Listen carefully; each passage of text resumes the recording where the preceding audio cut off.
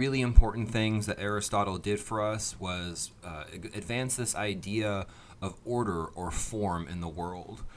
We actually owe, for example, biological classification, right? So like genus, species, those types of categorization of biological entities to Aristotle. Aristotle is foundational not only for us in humanities, right, but also in sort of the natural sciences, in the sciences as well.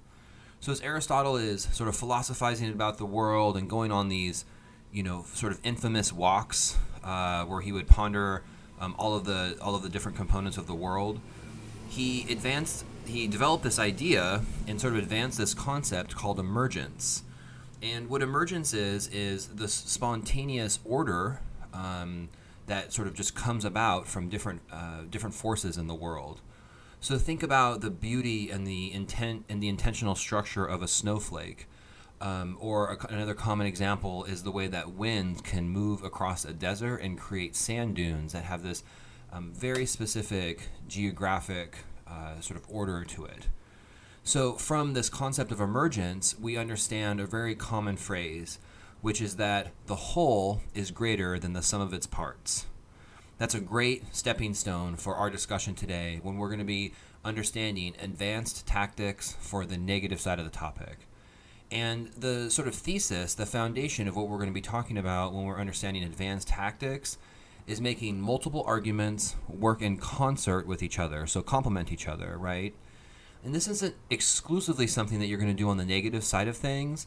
It's just really important to do on the negative side of things because on the neg, or when you're con, it's very important to focus the debate as much as possible. So in this discussion, we're going to first identify some of the things that you might consider thinking about in terms of strategy when you're on the negative side of the topic. And then we're going to implement some really practical and very common examples of arguments working in concert with each other. The first will be disads and counterplans. The next will be a double bind of topicality and a disad. And next we're going to be talking about vagueness and a disad. So let's begin our discussion with understanding some things that you might consider when you're on the negative side of the topic. Go ahead and cross-reference the disadvantage talk here because it's really important to understand how risk functions in debate, and especially risk when you're on the negative side of the topic. So, very generally speaking, what you're doing when you're running a disadvantage or a criticism, when you're running an argument on the negative side of the topic, is you should be expressing risk. Your job is to explain why your opponent's advocacy is problematic, why it might actually cause more problems. As soon as you create risk, you're explaining why your opponents are not a great option in terms of policy. There's actually an opportunity cost for voting for your opponents. The trouble, though, is if you just run disadvantages, right? If you just explain the risk of your opponent's plan, sometimes it's framed as defense. Very often you'll hear people say things like, at least we're still trying to solve the problem in the rebuttals, right? And when you have an advocacy on the AF that is doing real serious work in terms of solvency and only disadvantages that are run against it, it becomes problematic. And this is when we're discussing bringing arguments to work in concert with each other so that they can complement each other. It's a really simple strategy on the neg. What you should be doing is you should run a disadvantage or a criticism to show risk, and then run a counterplan or an alternative to solve back for that risk. Think about how simple this is. This really frames the debate in terms of the AF's own language and their own logic. The AF side has a risk story too, and they call that harms, right? And then they have a solvency story. So if you're able to expose risk with their plan, with your opponent's advocacy, and also solve back for that, then it clearly demonstrates that the negative side is able to do some very serious work in terms of exposing the problems of that advocacy and then offering solutions to those problems. So the first example of two arguments working with each other on the negative side of the topic is a disadvantage and a counterplan. Let's next move to a really common example within a debate, which is a double bind. And a common double bind on the negative side of the topic is topicality and a disadvantage. So first, let's discuss what a double bind is. A double bind is a dilemma in communication where two independent arguments negate each other. And so by successfully responding to one argument, you're actually bolstering or strengthening another argument. This is a very particular situation and a really effective debate strategy. So let's talk about a common one that you're going to see very frequently run on the negative side of the topic, which is topicality and a disadvantage. So topicality is very often an argument about ground. So let's contextualize this a little bit. So if you run T and your argument on T is that because the topic would normally or predictably or reasonably guarantee the negative side a certain amount of ground, that your opponents, the AF, that their interpretation specifically limits your ground because they're trying to be strategic and perhaps unfair. Very commonly, you're going to hear ground as a voting issue along with abuse, and by saying that by taking away this ground, your opponents are being abusive to you. Then, immediately after this argument, the double bind becomes a disadvantage alongside the T.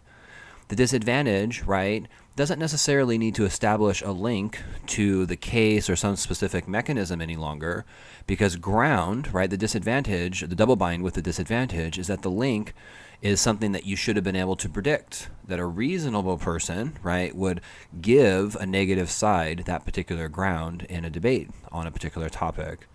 So if the AF team then is in a very sticky situation, because if the AF team stands up and says no link to the disadvantage, then it proves the topicality argument, right? Because the abuse and a ground argument that take place on the T say that this is something that you should have, and predictably within the debate. And if you're limited by not being given that ground, it's abusive to you. So very often what AF teams will do is they'll debate T and concede the link story because they don't want to get caught up in an abuse story or abuse debate relating to ground. It puts them in a strategic disadvantage. Similar to the double bind of topicality and a disad, you'll also hear teams run an argument called vagueness and disadvantages. So sometimes you can stand up and ask a question of your opponents, and a very good answer and an honest answer is I don't know, because your opponents simply do not have the answer to that question. Sometimes your opponents will strategically not give you that information because they're trying to be, some people would say abusive, but how about just not good sports persons, right? And if that situation happens, a vagueness argument can be helpful, right? By saying that plan text is particularly vague, that there's no sort of explanation for how a solvency story is able to come about. And because of that vagueness, you don't know how to apply your disadvantage link story or the internal mechanism. So just like in the argument before, where you say that there's a certain amount of predictable ground with T, and the disadvantage link then should be established because of that predictability, with vagueness, you're saying that a certain amount of specificity is required to be able to argue anything, right? That indeed no solvency could come about if your opponents weren't being specific to explain how that solvency were to come about. So very often with vagueness, you'll see an abuse argument, right? But you'll hear people say something like potential abuse, because it doesn't have to be nefarious. Someone could simply not know the answer to that question. But what the potential abuse is that, and you're really arguing for what is and isn't predictable, or what is and isn't, or what should and should not be specified within the debate, right? You're establishing an argument that says that the disadvantage should be allowed to function because you should have a certain amount of specificity to be able to apply the sophisticated strategy that you need to be successful on the neg. So let's contextualize this further with a case example. So say one of your opponents stands up and wants to advocate for solar panels. And in principle, solar panels are a great idea. We should probably be looking to them as an energy alternative for our culture, our society, much more sustainable than fossil fuels, etc. All of those things are true, but that doesn't mean that there aren't costs or risks associated with solar panels. So on the solar panel debate, if you needed to run an argument, you stood up and you asked a question, you say, explain how rare earth minerals are going to be affected by your plan, right? Or the mining of rare earth minerals are going to be affected by your plan advocacy.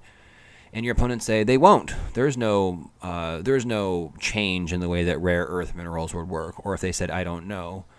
You might be able to talk about vagueness here, depending on the interpretation of the topic. You might be able to run a topicality argument here. But, rare earth minerals are the matter or the content that actually makes up these highly sophisticated pieces of technology. So if we were to implement more of this technology, we'd have to do more mining of these very important minerals. And so the disadvantage, you would run perhaps a vagueness argument or a topicality argument that say that this is ground or specific information that you should be extended within the debate. The disadvantage link should be established. So you simply run a disadvantage of rare earth mineral mining bad. You run a vagueness argument or a topicality argument to establish that link story. And then maybe you run a counterplan or something to solve back for that rare earth mineral risk story, right? So you can talk about better regulation or perhaps alternative technologies, but something that would eliminate the risk argument that you're discussing with the rare earth mineral example. So Aristotle is teaching us a lot of really interesting stuff about how to understand the world. The concept of emergence is his way of saying that there's a certain spontaneous order sometimes that takes place in the world. And from that order, we understand the concept that the whole is greater than the sum of its parts. To borrow from this metaphor, I think that's an awesome physics phenomenon, and the analogy would be sailing, right? Which is actually possible to sail faster than the wind. It takes a highly skilled captain to do so. The sails have to be trimmed just perfectly, and there's a lot of sophisticated maneuvering and navigation that take place to be able to do this. But think about that. The boat, even though it's sitting in the water, it has to fight all of the resistance of the water, as well as all of the resistance from gravity, etc., can actually transport itself faster than its driving force, the wind, right? And that's such a beautiful metaphor to understand and to apply to your life, perhaps, but certainly to debates, which is if you can figure out how to make things work in concert with each other, how to make things work efficiently with each other, and make them work as a system, right, so that they work in concert with each other, you'll find that you're going to be able to accomplish quite a lot more. The very beautiful thing that you can do on the negative side of the topic is make arguments complement each other and work with each other as effectively as possible.